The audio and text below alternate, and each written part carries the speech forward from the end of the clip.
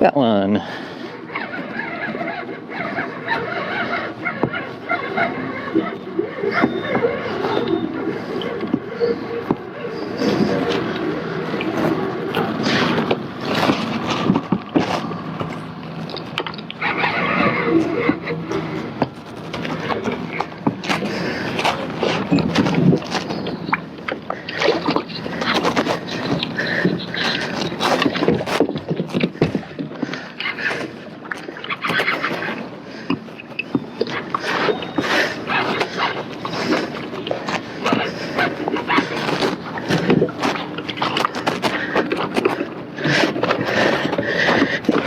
Got him. Nice.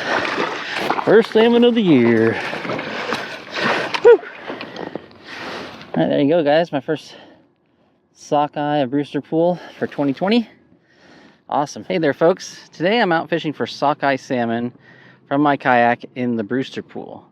Now, the Brewster pool is a big pool near the town of Brewster, Washington, and the Columbia River, where the Columbia starts its turn south along the Cascades. The pool itself is about 3 miles long by 1.5 miles wide, and the currents in here aren't too bad, so it's a really great kayak fishery for salmon fishing. And it typically runs from early July, depending on the runs, all the way through August. Now, there are 2 fisheries available here. There's the Sockeye Fishery that I'm doing today, which is the most popular, usually because those fish are more numerous, they have a higher catch rate, and you really don't need very sophisticated gear to bring them in, or even robust gear. You can even use kokanee rods because they're not much bigger than 20 to 25 inches on average. And you don't have to run very heavy or very deep. So most of the time these fish are going to run in the top 10 to 30 foot of the water column in anywhere from 20 to 60 feet of water. So a lot of times you're just trolling adjacent to shore, or even out in the pool they're suspended. So today I have 2 rods, one with 4-ounce cannonball, one with a 5-ounce cannonball at 20 and 30 feet respectively on the line counter. This is not a place you want to put a lot of line out because there's a lot of boats here. So it's definitely not a fishery for those who like to have the water to themselves. There'll be several hundred boats on the water during the peak of this fishery. But it's a very easy fishery for the kayak angler, especially to cut their teeth on dealing with crowds, but getting some salmon fishing in, but not having to deal with high current, heavier gear, and tides and all that things that you have to deal with when you're ocean fishing. So one of the keys to capitalizing on the Brewster Pool sockeye fishery is to get out here early. Those fish tend to bite best when there's no sun on the water, and you'll end up chasing them into the shadows along the large sandbank that runs along the north and west shore of the Brewster Pool. But you can also catch them in the evenings as well. So if you're not able to get out here super early, you can come out and capitalize on that evening bite as those shadows progress back out across the Brewster Pool. There we go. There we go.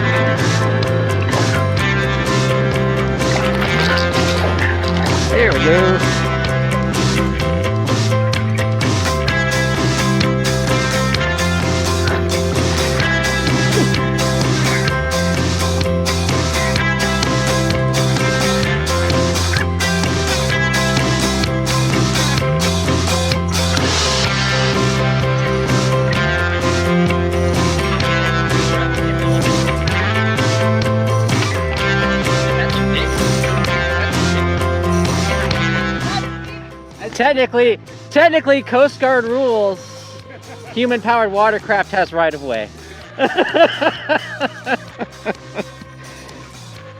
That usually doesn't go over too well when I remind people that, though. So.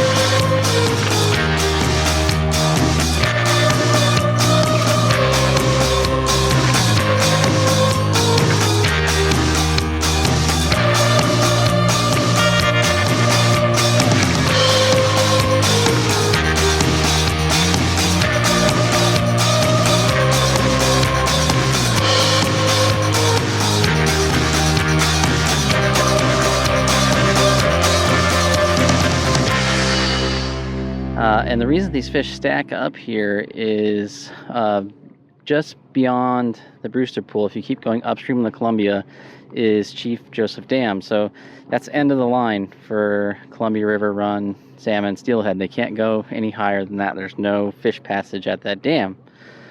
But there is the Okanagan River, which feeds right into the Brewster Pool, and that is where many of these king salmon and all of the sockeye are going. Some of the king salmon are continuing on up to a hatchery near Chief Joseph Dam. But one of the reasons they stack up here is it's very hot in eastern Washington, and the Okanagan River will heat to lethal temperatures for salmon. So they're essentially trapped here until they can spawn in the fall. So they'll pile up at the mouth of the Okanagan River, and that gives anglers the opportunity to target these fish, which are still carrying relatively heavy fat loads. They may darken up quite a bit, but the firmness and quality of the meat is still excellent.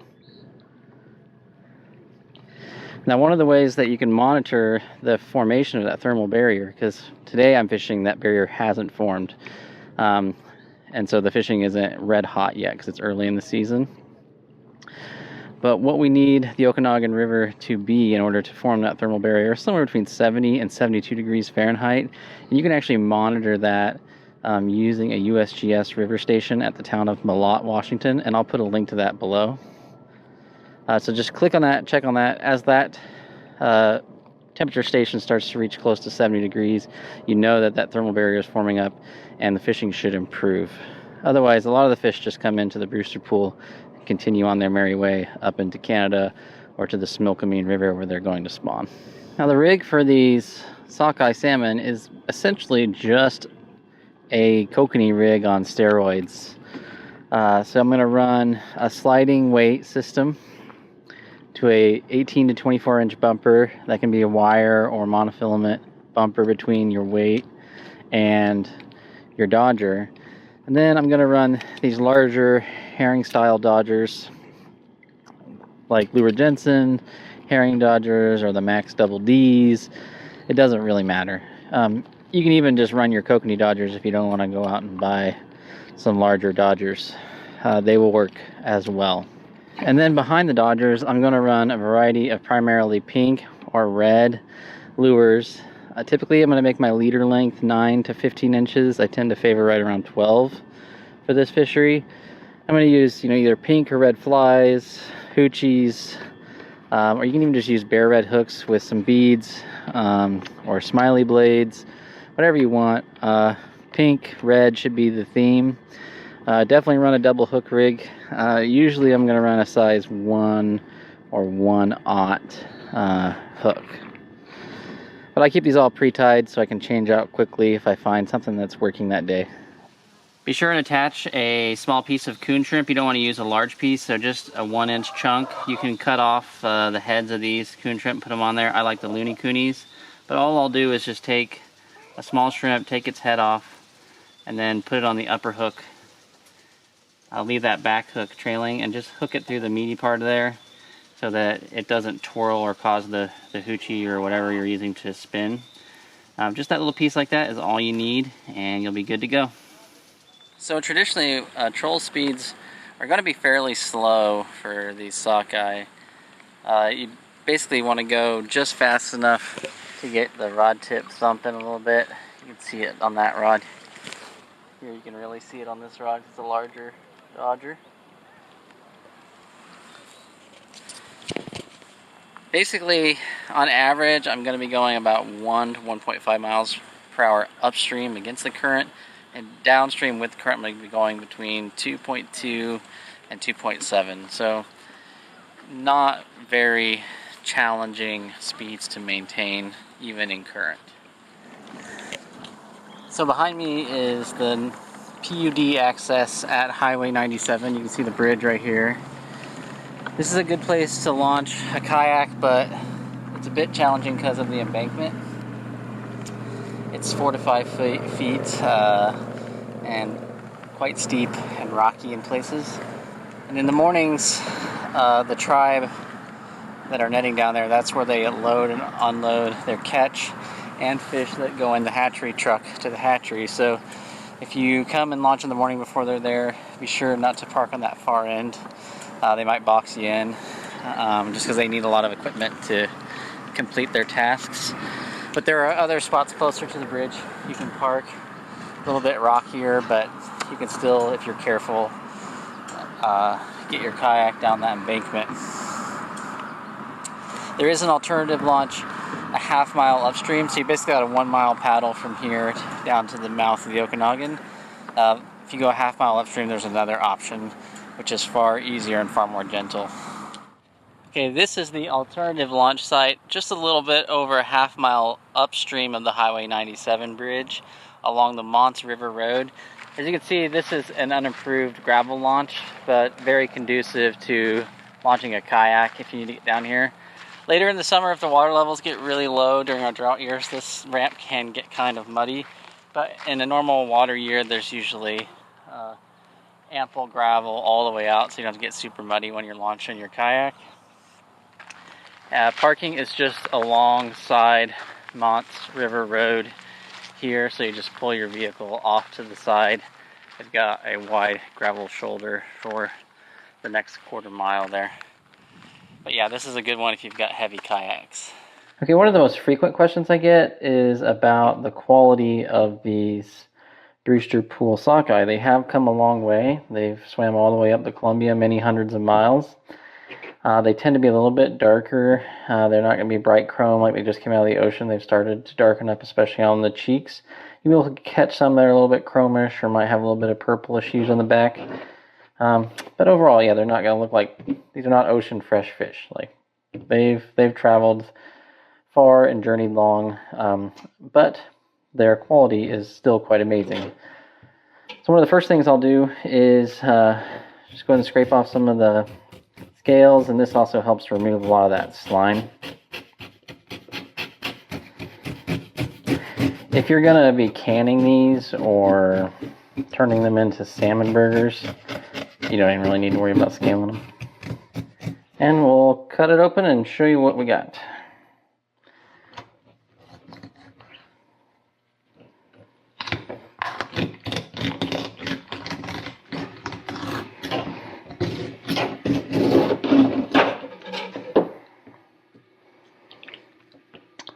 As you can see, that meat is absolutely amazing looking. It's very red, a lot of pigment, it's very firm, and there's still a fair amount of fat content here. You can see on the edge of the fillet there, you can see the fat layered in between the muscle groups.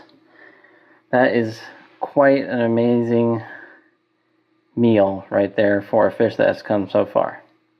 And they all will consistently cut that beautiful of a color. Of course, sockeye season isn't just a highlight for Sidra and I, it's also a highlight for the most spoiled chicken flock in the world who absolutely love fresh salmon. Alright guys, go ahead and chow down. Turn that salmon into eggs.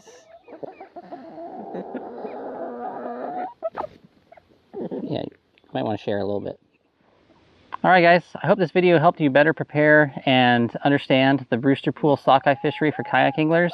If you have any questions about what you saw in the video or about the fishery itself, just let me know in the comment section below.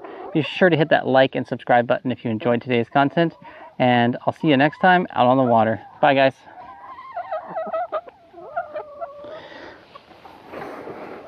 Not wasting any of that, huh girls?